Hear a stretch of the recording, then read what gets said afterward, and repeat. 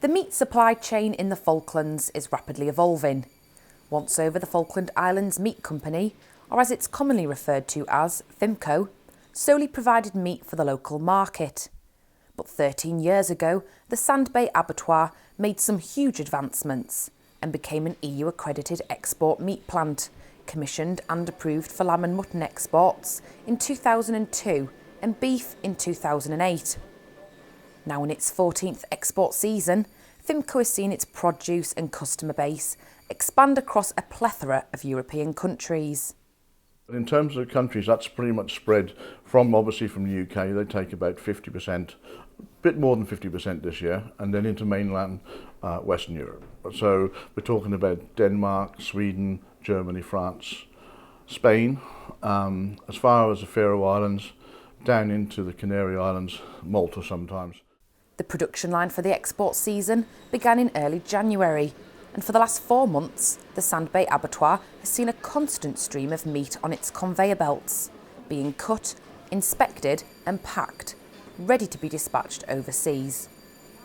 This uniformed assembly line is controlled by production manager Nigel Leach, who meticulously inspects every operation undergone here, ensuring the meat that leaves the factory walls is of the highest quality. So the full production process comes under my responsibility. So that's basically from live animal coming in to boxed product going out. So animals into the slaughter hall, obviously, full process there, clean presentation, standard of carcass dressing, etc., all the way through. Once that carcass has been weighed, labelled, all the rest of the things that go on into the chillers, the following day they will be then cut, packaged as per specification for that carcass or that animal and for the customer requirements. Year on year, FIMCO are constantly trying to improve their product, as well as attempting to break into new markets. And this area in particular is one that General Manager John Ferguson is investigating further.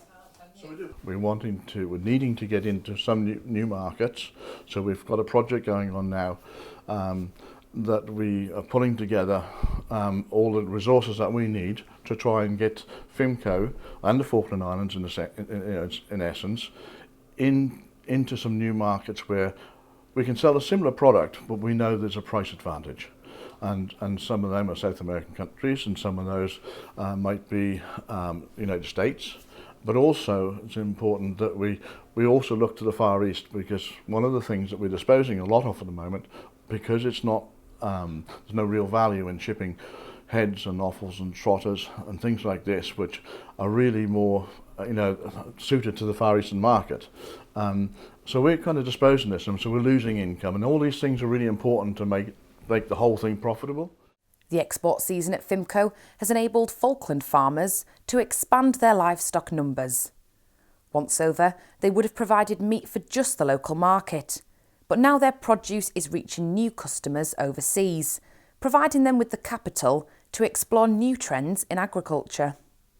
It's very important for farmers. It gives them a second income stream. So rather than being solely dependent on wool exports and some local beef production, they also can do something with the carcass of the animal. So over the last 10 years or plus, we've been looking at genetics whereby we get a finer micron for wool, but we also get a good conformation of animal that's got good meat on it and has a market.